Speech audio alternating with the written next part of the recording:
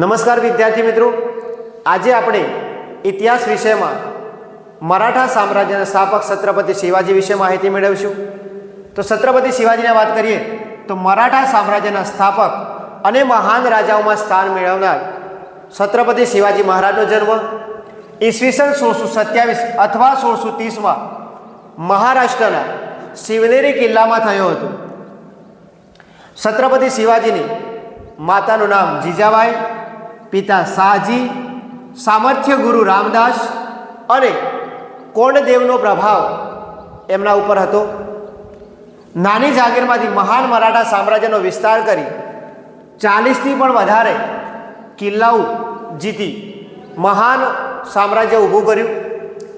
મુઘલ બાદશાહ ઔરંગઝેબ અને બીજાપુરના સુલતાન સાથે લાંબા સંઘર્ષ પછી વિજય મળ્યો। ઈસવીસન 1665માં મુઘલ સમ્રાટ સાથે હાર થતાં એમને સંધિ કરવી પડી। ઔરંગઝેબે જેલમાં પૂર્યા। ચાલાકીથી ત્યાંથી છટકી ફરીથી મોરચો માંડી વિજયો પ્રાપ્ત કર્યા।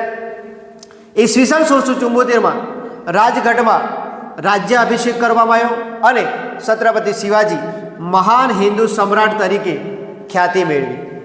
છત્રપતિ શિવાજી મહારાજ મહાન વિજેતા, કુશળ વહીવટીકર્તા અને સંગઠન કરતા હતા। મંત્રીમંડળમાં તેમના મંત્રીમંડળને અષ્ટપ્રધાન મંડળ તરીકે ઓળખવામાં આવતું। છત્રપતિ શિવાજીનું મૃત્યુ ઈસવીસન 1680માં થયું।